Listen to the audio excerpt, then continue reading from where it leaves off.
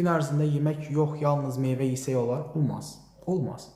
Meyvə ilə heç bir halda meyvələrin tərkibində ortalama götürsək 0,7-dən 2 qrama qədər, 1,2, 1,5 qrama qədər zülal var.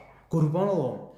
Və 10 qram, bax, məsəl üçün, bir dənə ümumiyyətlə meyvənin hər almanı götürək. Tərkibindəki bir dənə makronutriyentlərin balansına baxın. Yağ 0,5, 0,7 belə.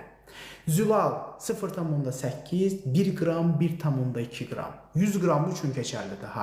Fruktoza, yəni şəkər, karbohidrat 10 qram, 12 qram. Siz balansa baxın, 0,5, 0,7, 0,7, 1,2 və 10. Siz bir dənə uyğunsuzluğa baxın. Bu nə üçün yəni? Bunu nə üçün istifadə edə bilərsiniz və bundan istifadə edəndə nə alacaqsınız? Nə alacaqsınız? Çünki təsəvvürünüzə gətirin ki, sizin yenidən qurulmanız üçün zülal lazımdır. Meyvənin tərkibində demək olar ki, zülal yoxdur. Yox dərəcəsindədir.